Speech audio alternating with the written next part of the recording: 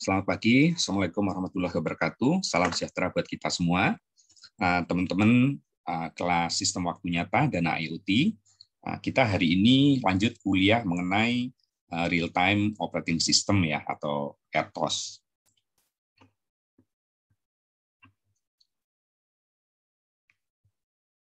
Nah, real time operating system sendiri itu kalau teman-teman membaca buku ini Peter Marwedel, Embedded System Design yang edisi keempat itu tahun 2021, ini merupakan open book ya, teman-teman bisa ngopi bebas karena ini adalah open book. Itu kita definisikan bahwa real time OS itu adalah operating system yang mensupport construction dari real time system.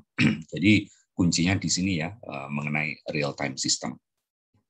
Sehingga real RTOS ini merupakan varian dari OS ya teman-teman. Tentunya teman-teman sudah banyak mengenal OS, ada Windows dari banyak seri gitu, kemudian ada Linux base, mungkin Android, kemudian teman-teman juga ada yang biasa menggunakan iOS gitu. Nah, di sini kita diperkenalkan dengan RTOS, di mana ini merupakan varian OS yang beroperasi dalam constraint environment ya, terutama waktu. Constraint environment ini selain masalah real time-nya di waktu, karena ini digunakan untuk embedded system seperti sistem waktu nyata dalam kuliah ini, biasanya memorinya terbatas gitu ya, kemudian processing power-nya juga terbatas, sehingga kalau kita menggunakan full OS yang mungkin multi user, nah di sini usernya kan biasanya satu, tapi tetap perlu multitasking. Nah ini kita menggunakan RTOS.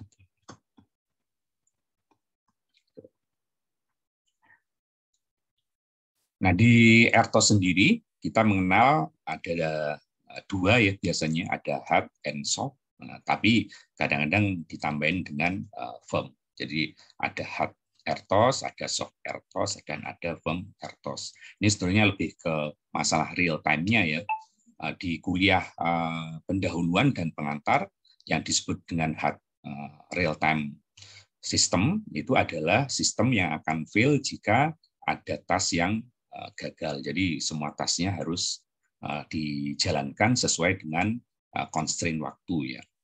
Nah, kalau yang soft real time, meskipun ada beberapa task yang gagal, tidak bisa menyebabkan sistem itu disebut sebagai fail, ya. Karena memang ada beberapa task yang tidak memenuhi deadline, nah sistem itu masih berjalan dengan semestinya.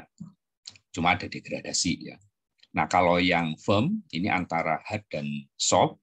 Nah, biasanya yang firm ini meskipun ada beberapa yang gagal di pemenuhan deadline-nya, sistem itu masih tidak bisa disebut sebagai firm, tapi dia lebih apa namanya, antara hard dan soft lah. Nah, ada beberapa jenis RTOS yang biasa digunakan, yaitu ada FreeRTOS, kemudian ada VxWorks, ada PSOS, Nucleus, RT Linux, dan lain-lain. Nah, biasanya kalau di sistem waktu nyata, MCU yang seperti ARM Cortex, kemudian ESP32 gitu, sama Xilinx. Nah, yang di support by default-nya adalah ini ya, FreeRTOS. Nah, teman-teman kalau mendesain sistem embedded itu, sistem embedded, sistem waktu nyata, sistem IoT, nah device-nya ini kan harus terkonek ke jaringan mungkin di cloud atau sistem IoT gitu ya. Nah, tapi device ini merupakan extension dari sensor atau merupakan extension dari aktuator gitu ya, yang mengolah sebelum dilemparkan ke IoT gateway. Kadang-kadang karena tugasnya simple, dia hanya ngambil data dari sensor, kemudian mungkin ada filter sedikit gitu, dan melemparkannya ke gateway, sehingga di sistem device IoT ini atau sistem device embedded system itu teman-teman tidak menggunakan OS ya, karena kan dia hanya ngambil data dari register tertentu, kemudian dilempar ke peripheral tertentu, ya. Sehingga kadang-kadang ini merupakan bare platform gitu ya. Jadi tidak perlu iOS, tidak perlu OS maksudnya. Tapi kadang-kadang teman-teman mendesain sebuah sistem device yang mungkin tugasnya cukup banyak. Jadi dia pada saat yang sama perlu menampilkan ke display, dan pada saat yang sama juga dia perlu melemparkan ke gateway, sehingga dia perlu memonitor peripheral jaringan. Kemudian pada saat tidak digunakan, dia akan sleep, dan pada saat akan digunakan, mungkin di drag oleh waktu maupun event, nah dia itu akan bangun. Gitu ya. Nah, sistem yang tasnya cukup banyak, kemudian supaya lebih efisien, nah ini kan tidak perlu loop terus-menerus, itu kan nunggu. Ya. Nah, ini didesainnya menggunakan RTOS. Nah, sistem yang teman-teman desain, biasanya yang tanpa OS, itu ada sistem loop gitu ya. Nah, itu kadang-kadang model sistemnya adalah kita sebut sebagai model super loop standalone. Jadi teman-teman mendesain aplikasi gitu, atau algoritma teman-teman diimplementasikan di embedded device gitu. Ya, ini kan mulai dari inisialisasi, mungkin setelah itu start, setelah itu membaca mungkin dari analog devices, analog digital converter, mungkin kemudian mendisplaynya di LCD, kemudian ngerjain function 1, mungkin membaca port dari sensor, setelah itu membaca posisi motor, mungkin ada fungsi loop, dan seterusnya. Setelah itu baru melakukan algoritma yang teman-teman inginkan.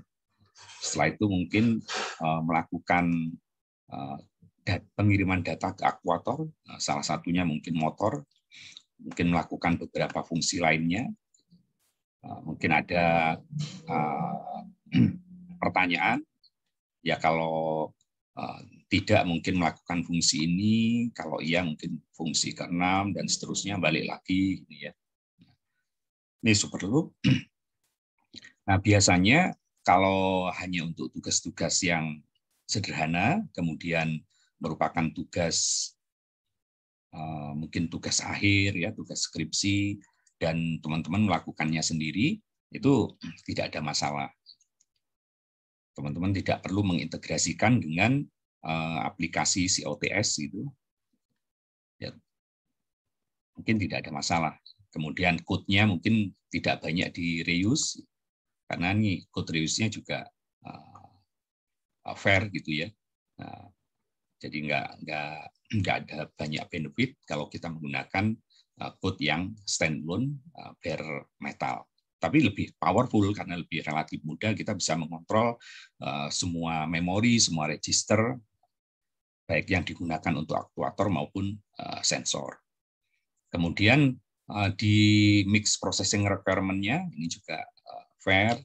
Kemudian concurrent team development, karena ini bare metal ya. Jadi kalau kita dalam satu tim, nah berarti kita harus tahu itu alamat registernya di mana, itu harus benar-benar dibaca spesifikasi dari device yang kita gunakan atau MCU yang kita gunakan, sehingga concurrent team-nya ya relatif kurang ya. Kemudian testability-nya ya standar. Kemudian mix hard and soft real time juga standar. Masalah scalability-nya yang jadi isu, karena kesulitan ketika teman-teman mau diintegrasikan ke tim teman-teman yang lain. Nah, pembagian tugasnya siapa yang ngerjain bagian fungsi 1, 2 pasti integrasikan. Nah, tentunya itu akan bermasalah. Toleran ke hardware change, ini juga fair, karena teman-teman ketika bikin aplikasi atau algoritma program yang menerjemahkan algoritma tertentu yang ke bare metal, berarti kalau hardware-nya berubah tipenya ya, misalnya dari semula Ceiling kemudian jadi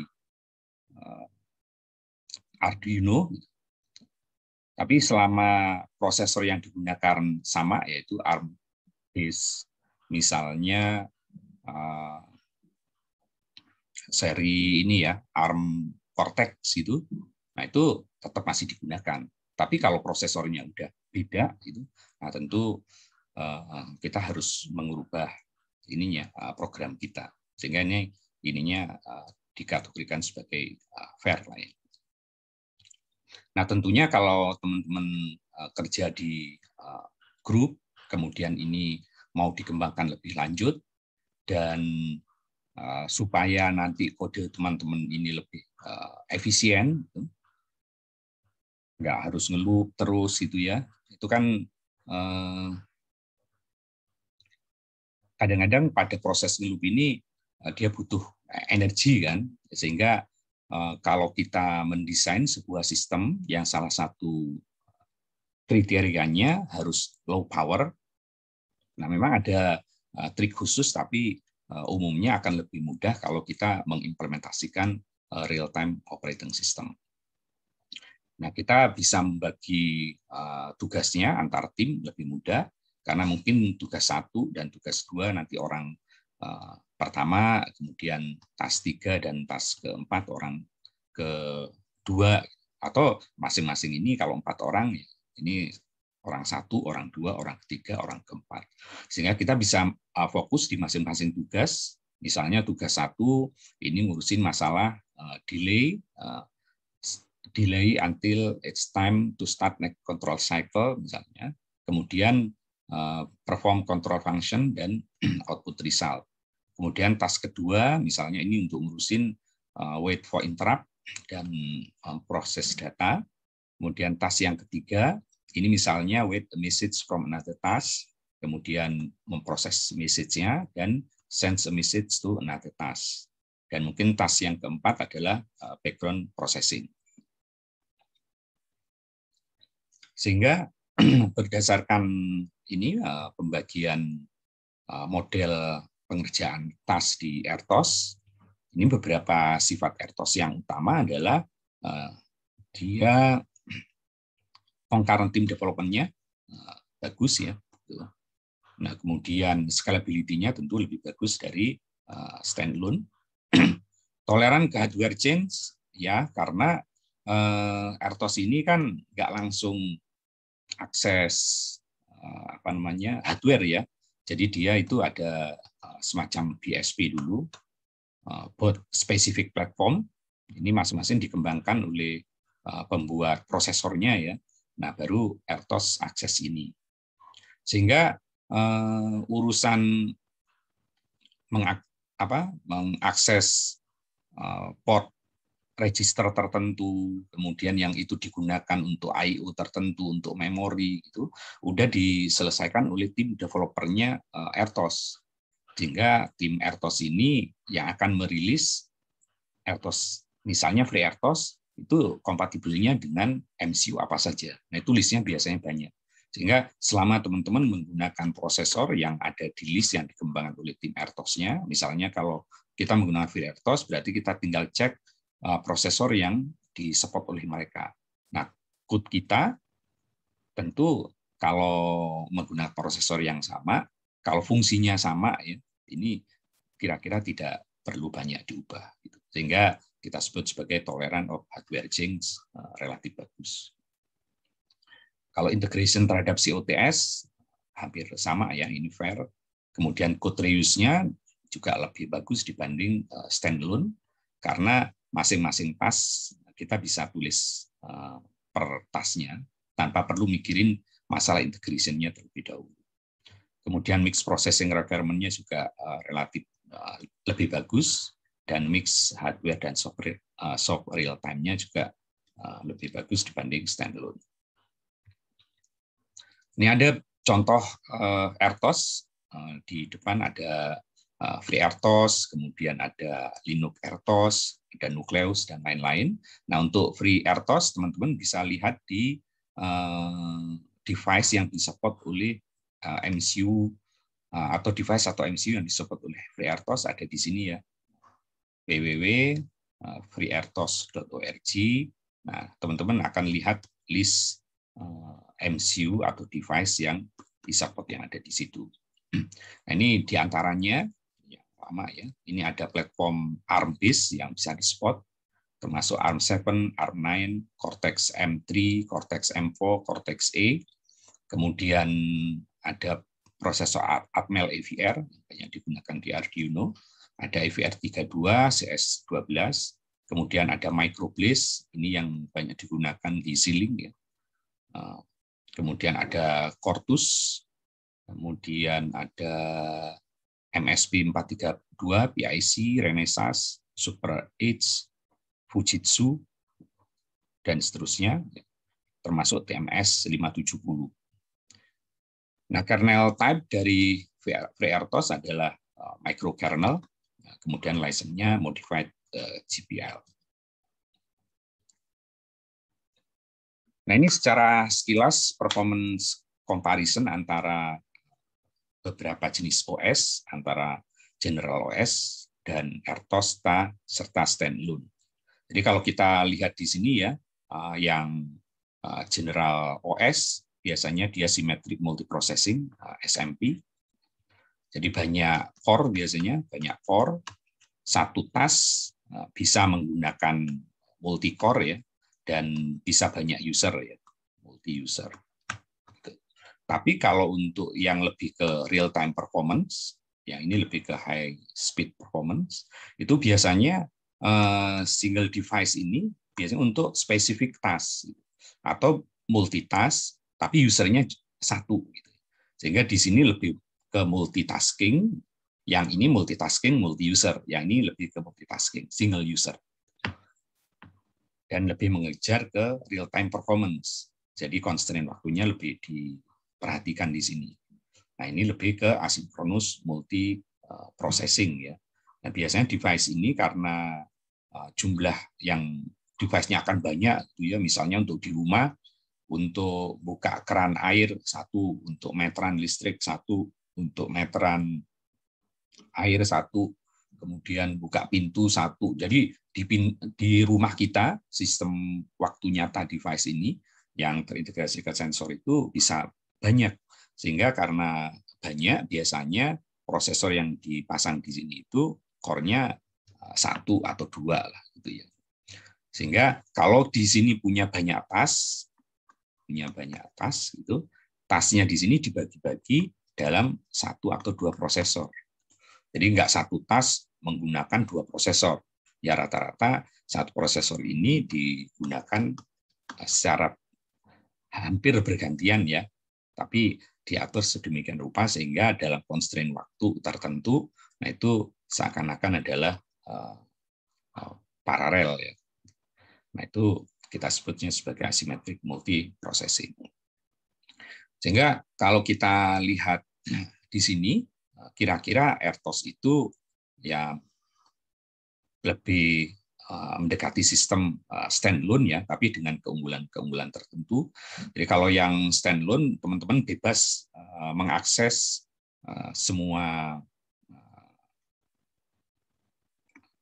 address itu, semua address yang dimiliki oleh sebuah MCU, mau akses address yang digunakan oleh programnya sendiri boleh, gitu kan? Karena nggak ada larangan, karena kita benar-benar mengakses seperti bare metal.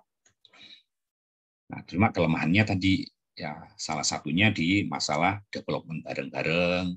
Nah, kemudian cara ngatur supaya dia lebih efisien waktunya, kemudian multitasking-nya. Gitu. Nah, tentunya RTOS memudahkan itu, cuma untuk urusan performance real time-nya, karena kadang-kadang task yang satu dan task kedua kan kita nggak tahu persis gitu ya, mana yang dijalankan di slot tertentu. Biasanya slot tertentunya di FreeRTOS ini per 1 milisecond gitu ya. Tugas kita mungkin lebih dari 1 milisecond gitu. Nah, itu kita nggak tahu persisnya, mungkin tetap perlu tools, tapi kalau yang standalone kita benar-benar bisa mengassign tugas ini harus duluan, yang ini kemudian, dan seterusnya. Nah, selain itu, kalau teman-teman di kuliah sebelumnya, 2 minggu yang lalu ya, kita kan ada task scheduler. Nah, jenis task schedulernya, kalau di standalone benar-benar kita bisa desain sendiri, lakukan sendiri, gitu. Tapi kalau di RTOS, ya mengikuti desainernya RTOS. Kalau FreeRTOS, ya menggunakan schedulernya dari FreeRTOS. Biasanya kalau prioritinya sama, di FreeRTOS itu menggunakan round robin.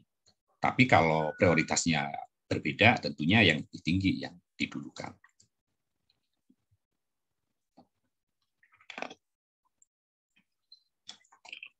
Ini adalah struktur dari RTOS ya teman-teman. Jadi kalau teman-teman menggunakan standalone, kemudian teman-teman bikin program. Nah tentu dibikin program yang standalone, program teman-teman itu salah satu code-nya katakan mengakses address tertentu. Gitu ya. Nah itu address tertentunya ini tergantung dari hardware-nya apa yang digunakan. Nah kalau teman-teman menggunakan Atmega, kemudian yang satunya menggunakan TMS, yang satunya menggunakan ARM Cortex, kemudian yang satunya menggunakan apa lagi. Nah, tentu ini harus disesuaikan alamatnya. Nah, itu yang disebut sebagai custom hardware. Nah, biasanya kalau kita menggunakan produk-produk dari Xilinx, sistem on chip itu, nah itu BSP-nya bisa dibikin oleh Xilinx, disesuaikan. Nah, kemudian yang muncul di sini adalah nama-nama umum. Misalnya untuk akses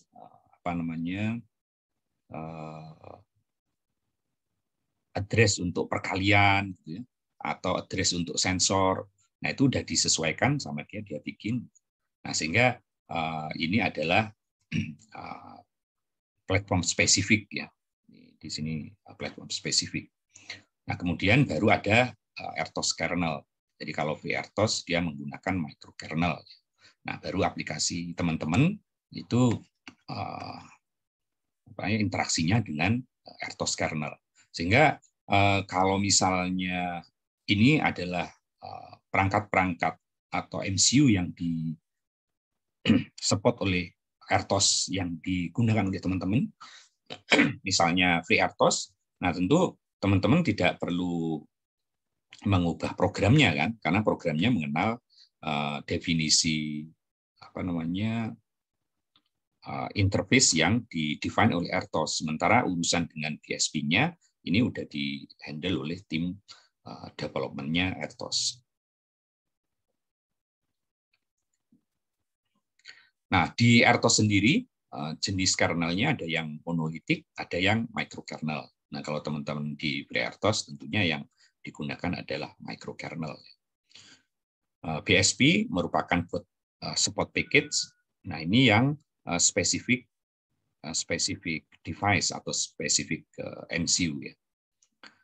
Sehingga RTOS-nya ini akan berinteraksi dengan bot support package. Nah, biasanya mereka untuk MCU tertentu yang sudah ada di list yang dikembangkan oleh RTOS-nya, mereka udah bikin gitu. Sehingga aplikasinya ya kalau menggunakan FreeRTOS yang sama gitu, tipenya sama. Nah, kalau ada berubah hardware-nya ya mereka tidak perlu mengubah aplikasinya. Nah, di RTOS kernel ini umumnya ada 5 fungsi utama ya, yaitu untuk task management, kemudian ada timer, kemudian ada device I/O supervisor, kemudian ada intertask communication and synchronization, dan juga dynamic memory allocation.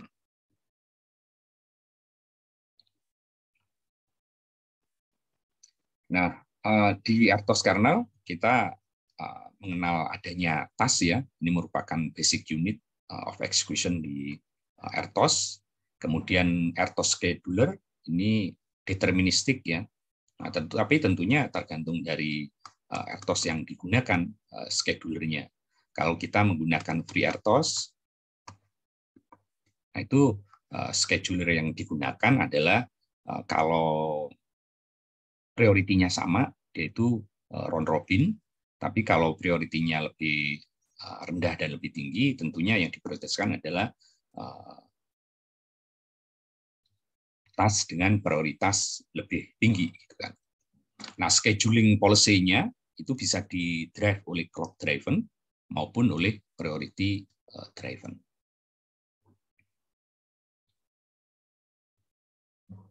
Nah, ini contoh dari pembagian task ya di RTOS. Ya, mereka tentu perlu memberikan ID terhadap task, kemudian dia perlu akses apa saja, mungkin eventnya, sinyalnya, memorinya, mungkin task berikutnya dengan TID yang berbeda, dan seterusnya. Ini beberapa approach yang umum untuk real-time scheduling. Nah, teman-teman di minggu sebelumnya sudah ini ya secara teorinya ya kayak gitulah kira-kira.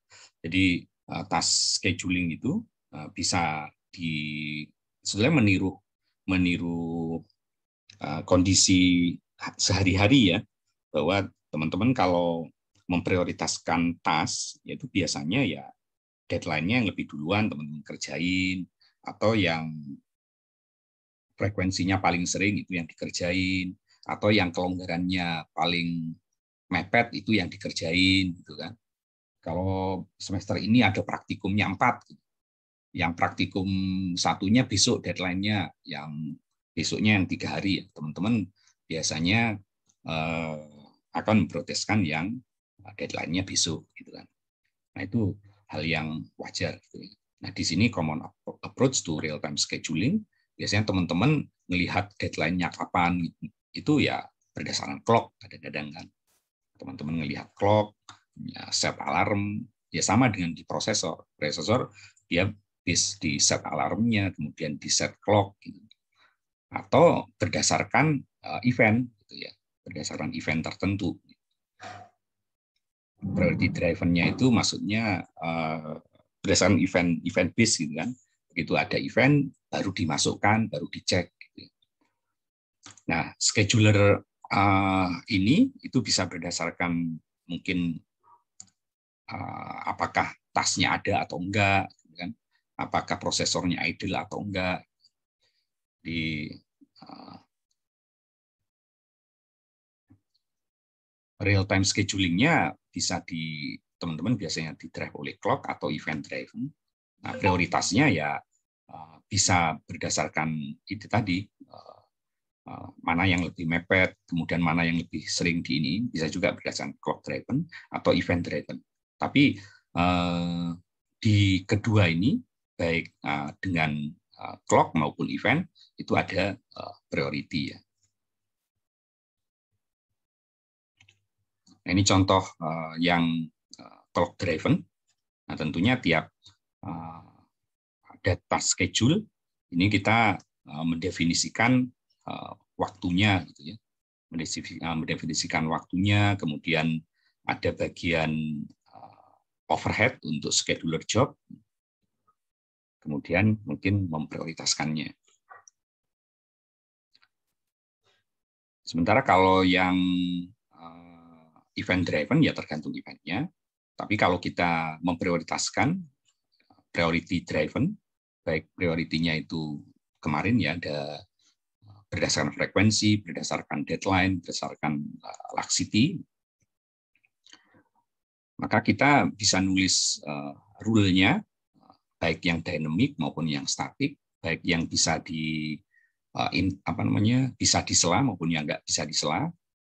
Ini beberapa contohnya, ada RMS, ada EDF, kemudian implementasi bisa preemptive atau non preemptive tergantung dari teman-teman.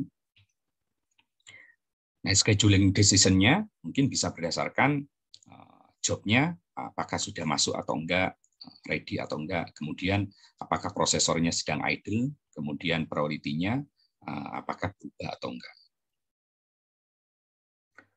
Nah, urusan task scheduler, kalau teman-teman menggunakan RTOS, nah tentunya sudah diserahkan ke RTOS ya. Kalau teman-teman bikin sendiri bare metal, nah tentunya teman-teman harus prepare itu. Nah, kalau enggak ya ini apa namanya, kadang-kadang sistem teman-teman bikin gitu ya, habisin di loop, gitu. Habis itu bikin task yang lain, sehingga masalah task schedulernya kadang-kadang kurang efisien. Nah, ini salah satu pola ya untuk task scheduler di kernel. Mungkin yang perlu dilakukan adalah create task-nya, kemudian memasukkan di proses queuing. Mungkin masalah prioritinya harus ditentukan, kemudian kapan waktunya task-nya selesai, kemudian masuk ke queuing lagi. Jadi kalau yang di FreeRTOS microkernel, jadi tiap task itu diperlakukan sebagai microserver ya, dan dia harus berkomunikasi dengan server-server lainnya atau berkomunikasi dengan task-task lainnya. Nah, tiap task ini itu bisa masuk ke antrian, jadi masuk ke channel yang menggunakan semafor tertentu. Nah, mengenai memori, nah tentunya karena sistem kita terutama yang di embedded system atau sistem waktu nyata, nah memorinya kan terbatas ya, sehingga ini perlu diatur, kemudian di share dengan cara tertentu supaya tiap task punya akses yang fair ya, punya akses yang fair dan memang sesuai peruntukannya.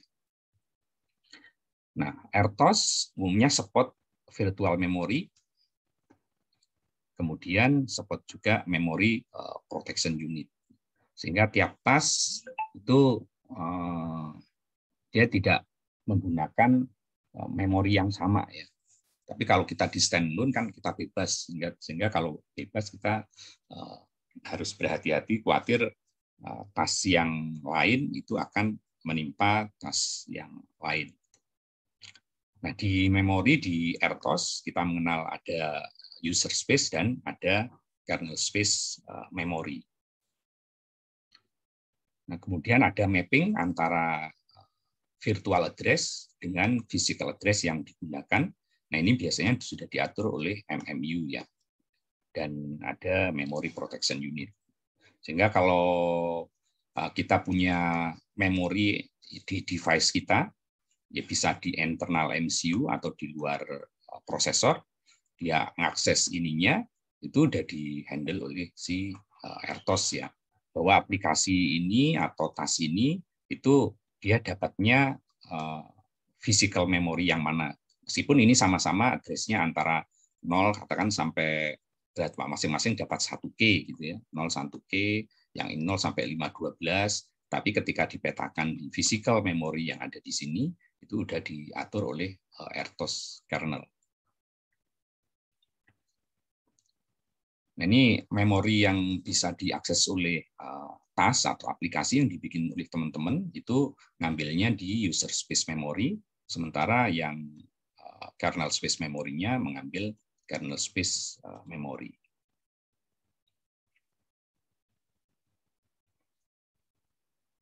Nah, ini salah satu penggambaran mengenai RTOS kernel memorinya ya. Kemudian ada mungkin di mapping gitu. Tapi biasanya ini teman-teman sudah transparan bagi user ya, karena ini sudah diatur oleh RTOS kernel. Jadi masalah mappingnya si task 1, task 2, task 3 itu dia perlu memori berapa, task 2 perlu memori berapa, task 3 perlu memori berapa, dan di mapping ke physical address berapa itu sudah diatur oleh RTOS kernel dengan MMU-nya. Kemudian ini dilanjutkan ke user space, kemudian ada memory map, kemudian kalau tasknya sudah nggak digunakan, tentunya ini memorinya di free gitu, dan seterusnya. Nah, di RTOS kernel juga komponen yang diatur ada 5 tadi ya, adalah timer ya. Nah, timer ini merupakan sistem waktu yang didrive dari hardware clock. Ini merupakan software entity ya. Jadi kalau teman-teman menggunakan timer interrupt gitu ya, nah tentu di situ kita bisa memanggil timer di RTOS kernelnya. Nah, salah satu timer yang penting di sistem embedded system atau di sistem-sistem waktu nyata adalah disebut sebagai watchdog timer ya. Nah, di watchdog timer ini biasanya by default watchdog timer itu akan countdown ya. Nah, kalau ini mencapai angka 0, sistem kita akan reset. Jadi kalau watchdog timernya diaktifin. Nah, ini setiap saat ketika tasnya katakan kelar, nah ini coba reset ke initial counter dari watchdog timer. Nah, ini biasanya sangat penting bagi sistem embedded system atau sistem waktu nyata yang kita implementasikan di lokasi yang jauh dari kita. Misalnya di Mars, di bulan, atau kitanya di sini diimplementasikan di bendungan gitu ya.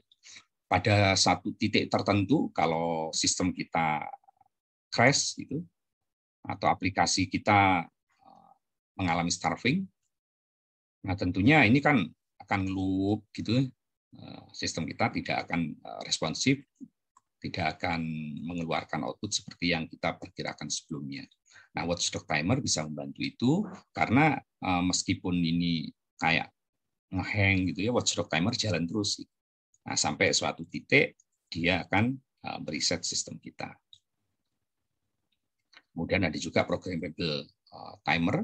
Nah, tentu timer ini bisa kita gunakan untuk memberikan task delay, gitu kan. Kemudian untuk sinkronisasi antar task, dan mungkin juga digunakan untuk interrupt ya.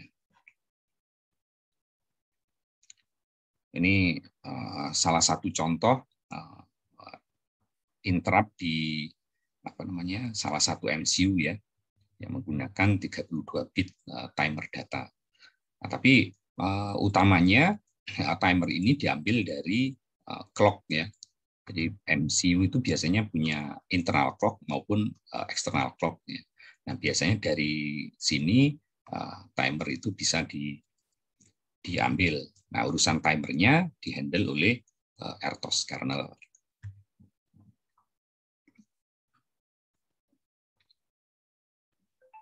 Nah, sehingga di RTOS ini kalau kita mau delay sekian, nah itu cukup menulis komen sesuai dengan RTOS yang kita gunakan. Ini digunakan untuk scheduling, kemudian synchronization, maupun time stamping. Ini contoh ketika kita mau mengakses timer di RTOS kernel ya. Ini tentunya tergantung dari RTOS yang kita gunakan. Nah, mungkin tapi paling tidak idenya ya timernya kita set, kemudian masuk ke queuing dari timer, kemudian pengecekan apakah timernya expire atau enggak. Gitu kan. Kalau expire mau diapakan, kemudian membebaskan dari timer queuing.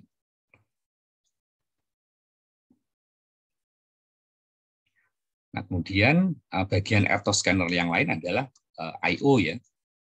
Nah, di I/O tentunya respon dari I/O relatif lebih lambat dibanding respon dari CPU.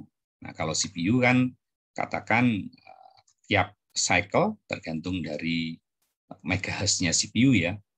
Nah, sekarang mungkin ada yang 100 megahertz gitu kan. Artinya dalam 1/100 mega second dia menyelesaikan satu cycle. Sementara kalau yang I/O mungkin dalam satuan milisecond mungkin ya, atau mikrosecond. Sementara yang ini biasanya sekian nanosecond. Nah, sehingga ini I/O adalah relatif lebih lambat dibanding CPU. Nah, kalau teman-teman mengimplementasikan atau mau akses peripheral I/O yang bare metal, biasanya dikasih loop nunggu gitu ya, nunggu baru ready, baru ini. waktu yang nunggunya nggak bisa disela di bare metal seperti ini, sehingga kurang efisien. Nah, karena urusan menunggunya udah dihandle oleh RTOS kernel, maka kalau teman-teman menggunakan RTOS, tentunya waktu urusan ini yang I/O lebih lambat dibanding CPU tidak akan membuang dengan delay seperti ini. Nah, si RTOS kernelnya sudah mengimplementasikan ini ya, interrupt driven, polling maupun DMA. Dan ada mapping antara memory space dan I/O space. Nah, ini contoh aja. Tentu apa namanya, kalau teman-teman menggunakan MCU yang berbeda, teman-teman harus membaca ininya ya, apakah dia memproteksikan hal seperti ini atau enggak. Ini kalau kita menggunakan loop system ya dengan 3 flag untuk mengakses I/O, mungkin dicek user inputnya, kemudian cek datanya, dan juga kalau sudah sesuai baru akan seperti apa. Nah, kalau interrupt driven ya tentunya tinggal menunggu interrupt ya. Jadi kalau memang sudah waktunya interrupt untuk task 1 sudah terjadi, ya kita tinggal mengakses si interrupt handler tersebut. Kemudian ada yang DMA driver I/O.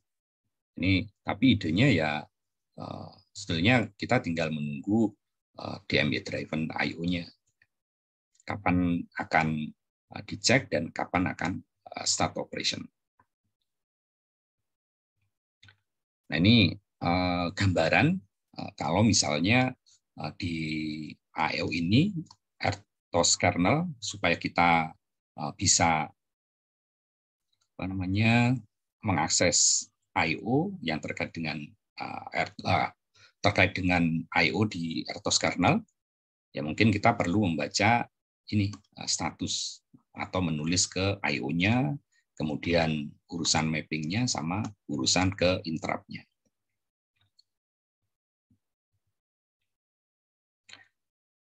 Nah, di RTOS kernel juga ada namanya IPC ya, jadi interprocess communication. Nah, karena teman-teman biasanya ada multitasking ya, mungkin ada task 1, ada task 2, ada task 3, ada task 4, dan seterusnya. Nah, task-task ini ya umumnya kalau teman-teman bikin multitask, ya ini biasanya saling terkait ya. Karena mungkin task 1 perlu task 2, kemudian task 3 perlu task 2, task 4 perlu task 3, kemudian mungkin task 2 juga perlu task 4. Sehingga masing-masing task umumnya tidak terisolasi sendiri ya. Mereka perlu berkomunikasi antar task. Nah, di FreeRTOS tiap task ini diperlakukan sebagai server-server ya kan. Sehingga dia perlu berkomunikasi dengan cara tertentu. Nah, yang perlu dilakukan antar task ini karena mereka saling mungkin saling tergantung sesuai dengan fungsi yang didefine oleh teman-teman sebagai developernya. Nah, tentunya ini perlu sinkronisasi, kemudian perlu proteksi supaya T1, T2 tidak mengakses memori yang sama, proteksi atau skema sharingnya seperti apa. Nah, itu diatur di IPC ini, jadi interprocess communication-nya. Nah, di interprocess communication-nya supaya antar task ini bisa sinkron, nah tentunya mereka butuh semacam signaling lah ya atau semafor, sehingga message yang mungkin disampaikan oleh task 1 bisa nyampe ke task 2 dan dieksekusi sesuai dengan tujuannya. Jadi ini ada masalah semafor, kemudian ada antriannya, ada message queuing.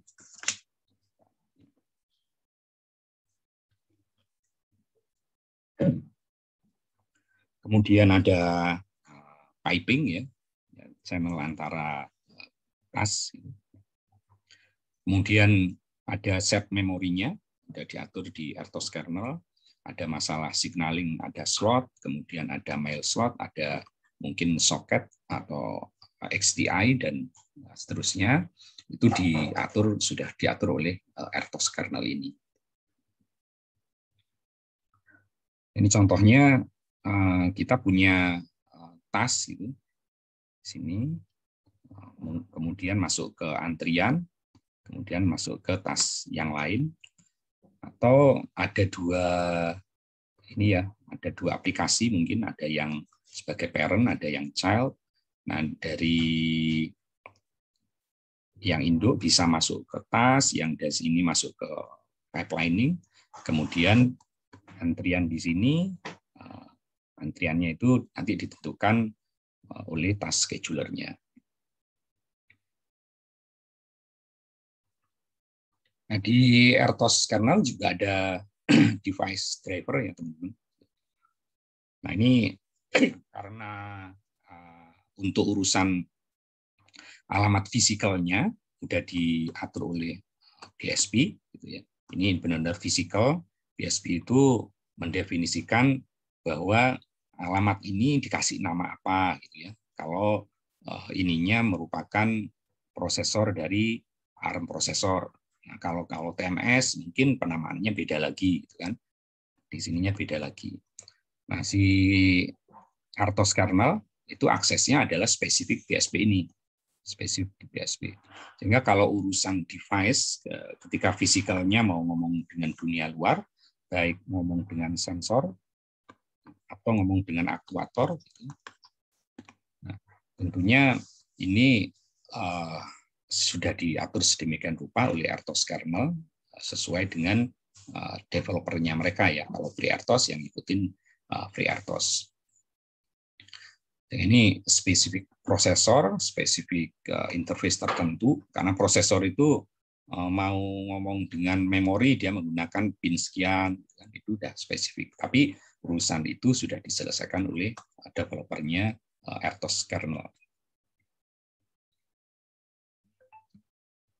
Jadi urusan dari hardware yang spesifik, menggunakan port berapa, kemudian prosesor kita kan mau program prosesor, sehingga prosesor itu mau akses memori, dia larinya ke port berapa, kemudian mau akses port analog, larinya ke port berapa, ngambil clock, larinya ke port berapa, itu semua sudah diiniin oleh BSP-nya ya.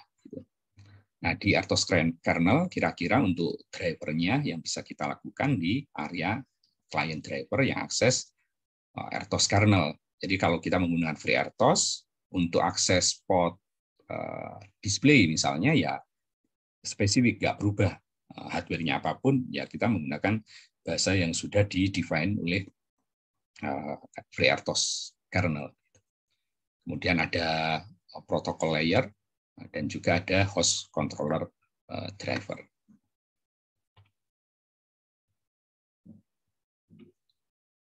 Nah, di RTOS kernel, host controller driver-nya tentu ini untuk mengenable atau mengakses particular type of device. Nah, ini sudah kita biasanya developer aplikasi, ini sudah diserahkan ke RTOS developernya ya. Si aplikasi tahunya kalau mau ke display ya bahasanya ini. Kalau yang FreeRTOS menggunakan bahasa tertentu, kalau Linux RTOS menggunakan bahasa tertentu dan seterusnya. Nah, yang di client driver, device spesifik, kemudian protocol layer, ini yang akan mengkonvert dari device request ke bentuk yang bisa dimengerti oleh host controller ya. Ini ada beberapa ekspektasi ketika kita menggunakan RTOS. Ya, biasanya teman-teman ketika menggunakan RTOS berharap bahwa sistem teman-teman bisa di-develop bareng-bareng dengan lebih efisien. Kemudian reuse code-nya juga bisa digunakan dengan lebih baik. Kemudian aplikasi teman-teman bisa diimplementasikan di banyak platform MCU yang disupport oleh FreeRTOS yang dipilih oleh teman-teman. Nah, kemudian ini masih memenuhi sistem waktu nyata ya, yang real time. Kemudian ekspektasinya juga ketika teman-teman memilih RTOS adalah sistem ini mudah digunakan untuk multitasking. Jadi kalau teman-teman punya banyak task yang menggunakan prosesor yang sama ya, atau core yang sama, biasanya core-nya 1 atau 2 ya. Nah, sehingga tiap task itu mungkin beberapa task akan menggunakan core yang sama. Nah, di situ biasanya RTOS akan mendatangkan banyak benefit gitu ya. Selain tentunya teman-teman menggunakan RTOS masih berharap bahwa sistem teman-teman itu lebih bisa diprediksi untuk urusan deadline-nya, kemudian bekerja pada device atau sistem yang memiliki resource yang terbatas, data resource, kemudian I/O-nya cukup banyak sehingga perlu banyak task, mungkin ada touch panel, ada push button, dan seterusnya. Kemudian ini sistem yang mungkin file safe dan robust, dan availability-nya diharapkan cukup tinggi. Ini contoh aja dari sistem RTOS. Tentunya device-nya ada yang akan masuk ke I/O ini, ada masalah sensor, ada aktuator, mungkin ada dengan network, kemudian ini resource-nya ada device driver, kemudian ada multi-thread, dan seterusnya. Nah, ini kernel yang bisa diakses oleh user. Nah, kalau teman-teman menggunakan FreeRTOS yang ada di sistem SoC, SoC itu salah satunya dikembangkan oleh Xilinx ya, Xilinx 7000. Kalau teman-teman menggunakan IDE-nya Xilinx, itu kalau mau memanfaatkan FreeRTOS, kita tinggal memilih OS platformnya. Kalau teman-teman menggunakan bare metal standalone, jadi OS-nya teman-teman ya bikin sendiri lah ibaratnya. Jadi program teman-teman itu bisa mengakses semua address, nah, teman-teman akan memilih yang standalone. Tapi kalau sebagian sudah diserahkan ke FreeRTOS untuk manajemen tadi, masalah timer, masalah I/O, kemudian memorinya, IPC-nya, itu teman-teman bisa memilih FreeRTOS. Atau kalau yang mau full untuk ngitung, kemudian image recognition gitu kan, setelah dari sensor-sensor diolah lagi, nah itu bisa diserahkan ke Linux disk. Nah, ini kalau di SoC Xilinx untuk memanggil FreeRTOS, nah cukup di aplikasi teman-teman dipanggil ini Vitas Start Scheduler. Nah, itu otomatis sudah masuk ke RTOS.